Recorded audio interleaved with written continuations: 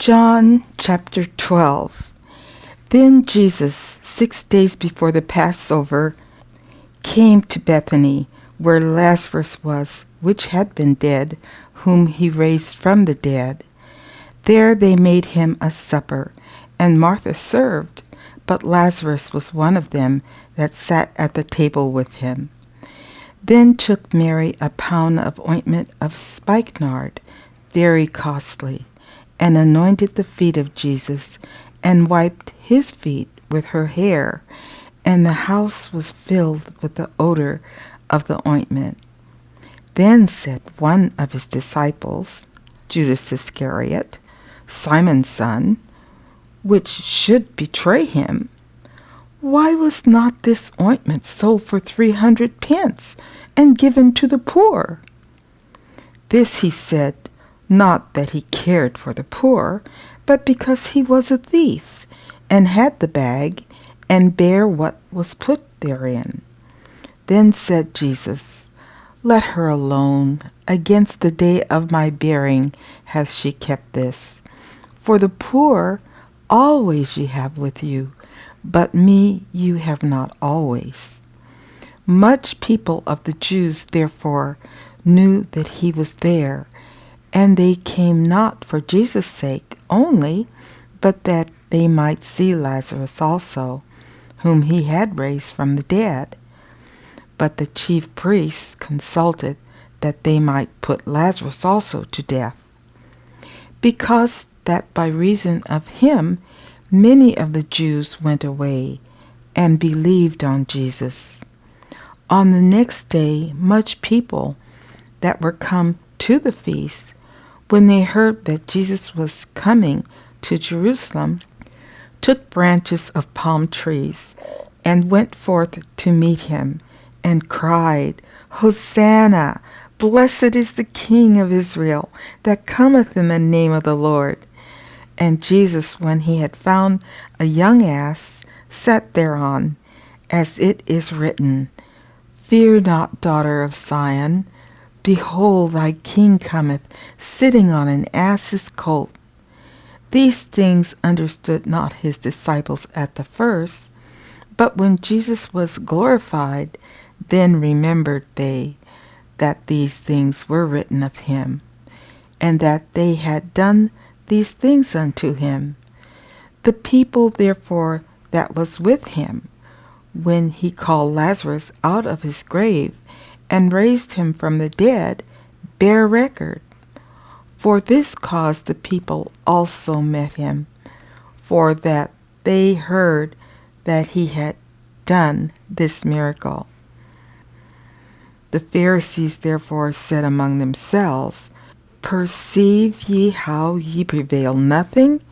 Behold, the world is gone after him."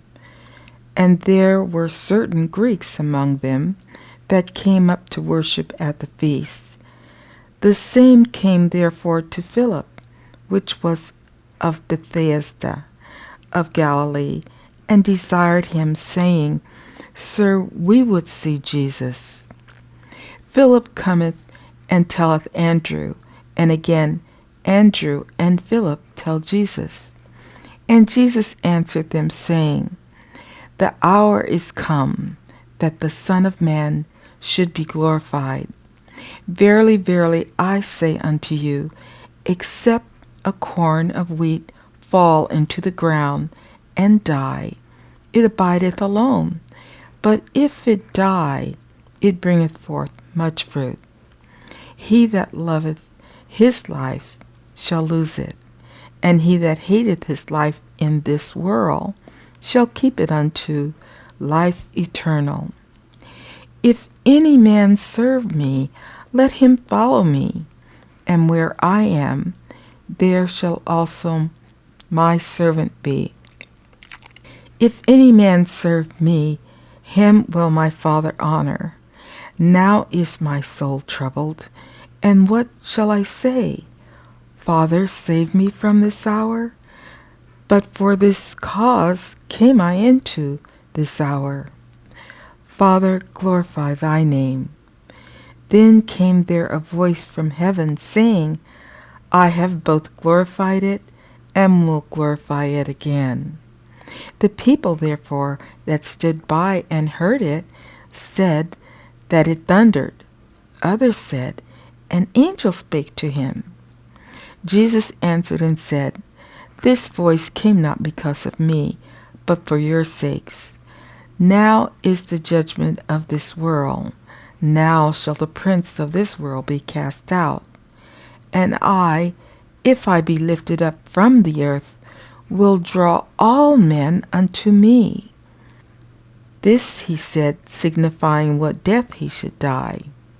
The people answered him, we have heard out of the law that Christ abideth forever.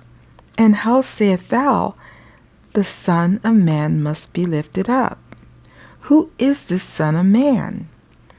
Then Jesus said unto them, yet a little while is the light with you. Walk while ye have the light, lest darkness come upon you. For he that walketh in darkness knoweth not whither he goeth. While ye have light, believe in the light, that ye may be the children of light. These things spake Jesus, and departed, and did hide himself from them. But though he had done so many miracles before them, yet they believed not on him, that the saying of Isaiah the prophet might be fulfilled, which he spake, Lord, who hath believed our report? And to whom hath the arm of the Lord been revealed? Therefore they could not believe, because that Isaiah said again, he hath blinded their eyes and hardened their heart, that they should not see with their eyes, nor understand with their heart, and be converted, and I should heal them. These things said Isaiah when he saw his glory, and spake of him. Nevertheless, among the chief rulers also many believed on him, but because of the Pharisees they did not confess him, lest they should be put out of the synagogue, for they loved the praise of men more than the praise of God. Jesus cried and said, he that believeth on me believeth not on me, but on him that sent me. And he that seeth me seeth him that sent me. I am come a light into the world, that whosoever believeth on me should not abide in darkness. And if any man hear my words, and believe not, I judge him not, for I came not to judge the world, but to save the world. He that rejecteth me, and receiveth not my words, hath one that judgeth him. The word that I have spoken, the same shall judge him in the last day. For I have not spoken of myself, but the Father which sent me, he gave me a commandment, what I should say, and what I should speak. And I know that his commandment is life everlasting. Whatsoever I speak, therefore, even as the Father said unto me, so I speak.